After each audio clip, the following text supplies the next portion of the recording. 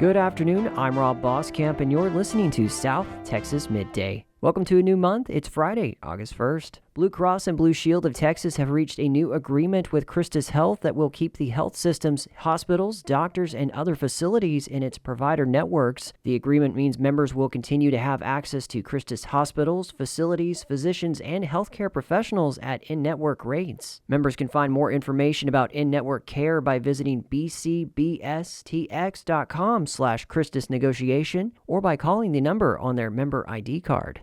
U.S. Border Patrol agents seized more than 72 pounds of cocaine valued at over $2.3 million during a checkpoint inspection south of Kingsville. The drugs were discovered on July 26 at the Javier Vega Jr. checkpoint in Sarita when agents inspected an 18-wheeler driven by a U.S. citizen who was later arrested. Agents found 30 bundles of cocaine concealed in the ceiling compartment of the driver's Freightliner tractor-trailer. Healthcare workers in the Rio Grande Valley said more patients are skipping medical appointments because they're afraid of being detained by immigration authorities. For years, a long-standing policy prevented federal immigration agents from making arrests at or near sensitive locations like hospitals and doctors' offices. But it was one of the first policies President Trump rolled back in January, according to NPR. South Texas Health System Outpatient Services Director Leticia Sosa told KRGV there are options for patients who are afraid to make it to an appointment. We do provide them with telehealth options where the patients can still continue that support without having that fear. Immigration advocates recommend creating a safety plan in case someone is detained during a medical visit. That includes memorizing emergency contacts. Vehicle thefts are on the rise in Victoria, with police keeping a close watch on the trend. The city reported 86 motor vehicle thefts in 2023. That number rose to 92 last year, and as of midpoint this year, there have already been 32 reported cases. Drivers can take simple steps to help deter thieves, such as locking doors, removing valuables from view, and parking in well-lit areas. Texas lawmakers have approved a $13 million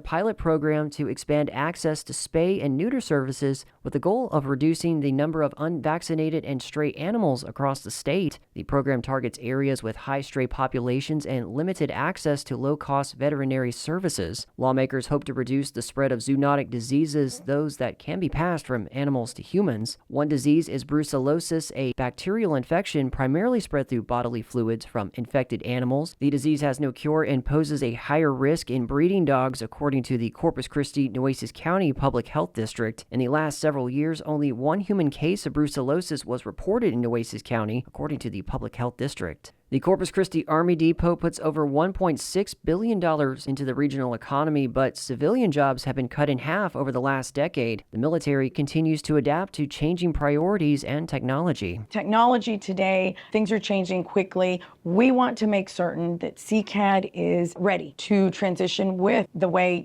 technology, leads us. What was confirmed was that the military would be bringing additional investments to sustain the Black Hawk, the Apache, and the Chinook platforms with an intent to drive this work towards CCAD. That was Corpus Christi Mayor Paulette Guajardo speaking with KRAS News. District 27 Congressman Michael Cloud is working to address challenges as well through the bipartisan Depot Investment Reform Act. Lawmakers began meeting yesterday to discuss that legislation.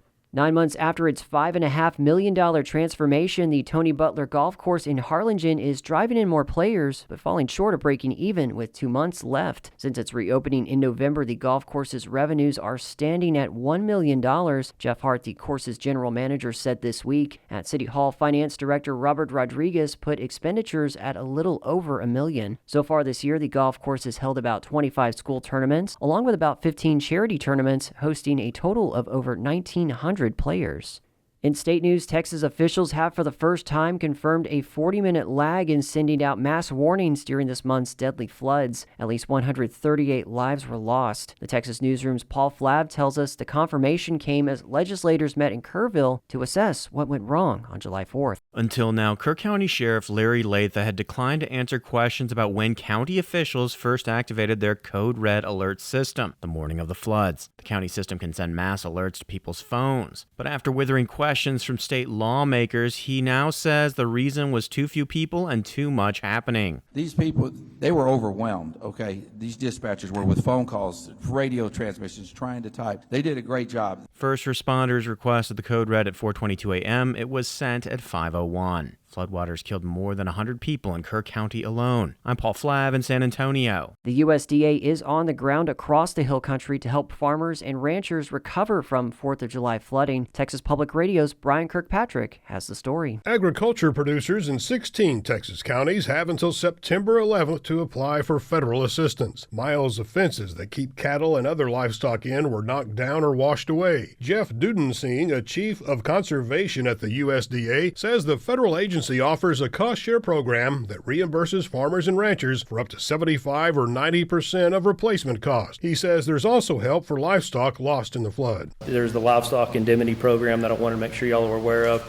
So this would be livestock that got washed away in the flood, and it would help to pay for that livestock. Dudensing says the USDA can also assist with debris removal, erosion repair, and with damaged water wells and water troughs. I'm Brian Kirkpatrick in San Antonio. Nearly a month ago, the usually peaceful Guadalupe River became a rain-swollen wall of water, tearing through Hunt, Ingram, and Kerrville. Texas Public Radio's Jack Morgan says thousands have converged in the past few weeks to help locals clean up. Whitney Alexander has 4 kids, and the recent tragic flooding of the Guadalupe River struck a chord with her. As it did to many, it made her want to help. She's volunteered there twice, once the week right after the flood. This is absolutely unreal. Like many who wanted to help, she just wasn't sure how to get started. I had been looking for somewhere to go and volunteer, and I saw a post from Hunt VFD that said that, you don't have to call, you can just show up, but that they just really, really needed help. The simplicity of their instructions was precise. You can go directly to Hunt VFD, and they will figure out what the address is where they need you the most, and they will send you there. They will assign a team leader, and you will be connected with everybody else that is working at that job. Turns out the man who owned the property she was assigned to was there cleaning too. A very, very nice gentleman. He told us that he and his wife had moved there about 5 years ago in their retirement. Despite his home being hundreds of feet from the Guadalupe, that much rain upstream had to go somewhere. He talked about waking up to find standing water inside of their home and quickly realizing that the opportunity for them to evacuate had already passed. He and his wife were in the process of getting up to the attic when the water came through their patio doors, which at first it was about 4 feet of water, and he said it immediately rose to 7 feet. The man and his wife managed to escape safely when the water went down. Alexander says the difference between her first visit and her second visit, a little more than 3 weeks after, was starkly different. It was almost startling when we came in this week because I looked around and the quiet shocked me. 2 weeks before that, everything was moving. People were climbing over each other, the heavy machinery everywhere. There were trucks, trailers, vehicles, side by side. I mean, you name it. That was when searchers still had hope of finding victims alive. Almost a month later, that hope is gone. Alexander says her visits felt extremely different. The first time I went up there, I went up by myself, and the second time there was a group of 5 of us, and it was 3 women, and then my teenage daughter and her best friend. Alexander's daughter is Scout Vroman. You don't really process how high up the water is until you see it on the trees, and there's stuff like towels and blankets and clothes up 30 feet in the trees. Seeing the extended public doing all they can to help flood victims was one of those great life lessons you can't plan on getting. It was cool to see the fact that there were still people trying to help, even though there weren't as many, the fact that there were still people. Alexander said life lessons gleaned from the flooding are something to learn from, even if you're high and dry. It's so important for communities on every scale that we show up for each other, and nobody is an island, nobody is immune to tragedy. And so I think it's so heartbreaking. The burden,